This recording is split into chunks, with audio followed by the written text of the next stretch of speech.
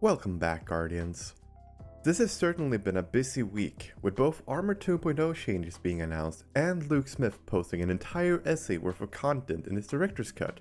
There has indeed been a lot to cover. But we're not at a finish line for this barrage of information just yet, because we still have the third and final part of the director's cut to talk about.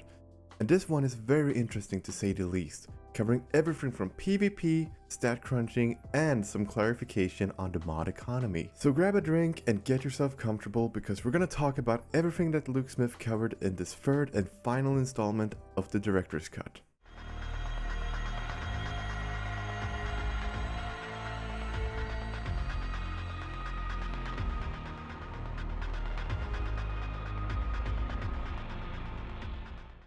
I hope you're ready for this, because we're going to be starting with some more information about the mod system. Currently, there's a lot of controversy regarding the system, due to the fact that certain mods and combinations with other mods seem to be locked behind certain elemental affinities. So if you'd like to have a shotgun scavenger mod, you would, for example, also have to luck out and get an armor piece that has void affinity. However, Luke Smith did go on record with this article clarifying that you can still get more generalized mods that are applicable for any and all affinities, but for a higher investment cost. These generalized mods will be unlocked from the start, meaning that you can use any of them with 2.0 armor right away. This, if you ask me, is an alright way to deal with it. It gives you the option to still be able to some extent invest in an armor piece that is the wrong affinity. But for the more hardcore players like myself, it's not really that interesting. I personally want to min-max my gear, so I still have to deal with the fact that there's an RNG on top of RNG. Not only do I need to get the right stats to roll on my gear, but I also need the right element. And on paper, this sounds a bit tedious, but without having played with this system yet, I won't really go into more detail about this change. The second topic covered with this article is numbers, specifically how damage numbers are way too high. You've probably encountered the 999k damage display cap, and this is something Bungie's going to alter going forward with Shadowkeep. Starting with the launch of the expansion update, numerical values for damage will be reduced. This is not a nerf, mind you, but rather just a visual change, giving us a more accurate number display for those hard-hitting supers and weapons. And if you ask me, this is a great change, and from the top of my head will definitely help hunters whose golden guns always show the infamous 999k. Now we'll be able to get more accurate data to compare for DPS maximizing. Luke also mentioned that they've reduced or increase the immunity wall. That is the minimum amount of light that you need to be below a target to be able to damage it. Right now, if you're anything below 50 light of the enemy you're trying to shoot, you'll not do any damage.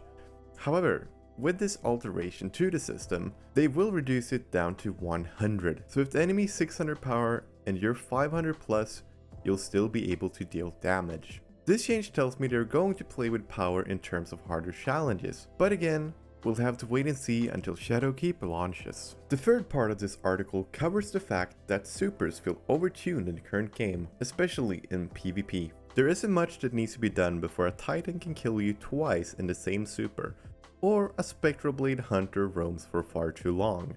Luke put it plain and simple. Roaming supers are too strong and they're too easy to regain. And we're gonna see some reductions to the amount of time you'll be in it and the amount of time it takes for you to activate it.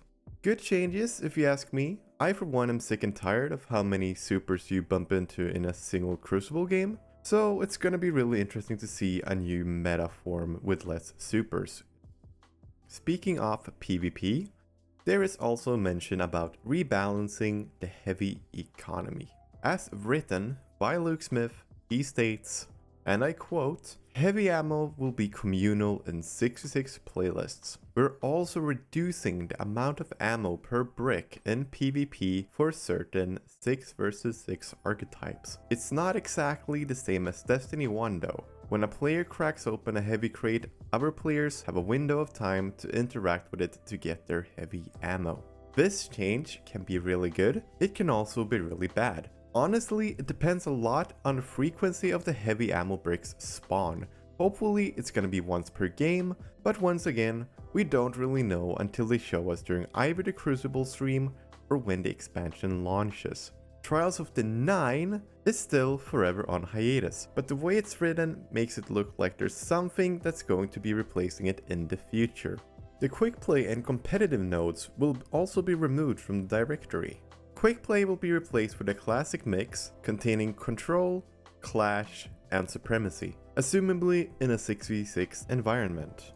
There will also be a 6v6 and a 4v4 rotator each week that will rotate between Clash, Supremacy, Mayhem, Lockdown, and Countdown.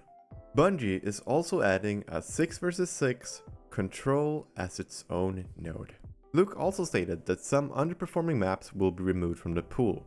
However, at this point it's not clear which maps this entails.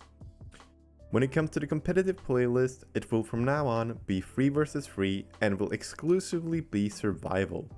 And you can also finally solo queue. Yes! Yes! This is great news for those lone wolves out there and will definitely make it so comp games might be more fun and engaging, thanks to only matching you with other solo players and not against full premates. Elimination is also making its long-awaited return to the Crucible labs. It's currently in early stages of development with no voiceover or unique medals in the mode, but it will be accessible through the new node or the previous existing node, Crucible Labs.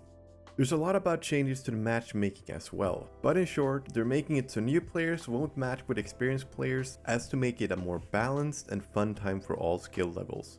Glory is also getting changed to be less punishing on losses and more rewarding on skill.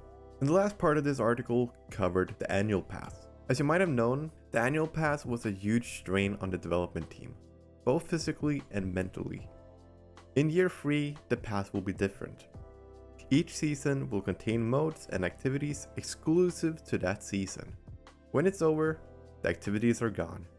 Destiny can't grow physically forever. The game is already with Shadowkeep around 120 gigabytes. So this is going to be a good change in my opinion and makes the game more of a journey. It will also reduce the bloated amount of powerful rewards, and it's going to be interesting to see how big of a role the new seasonal artifacts will come into play. So there you have it, we're done.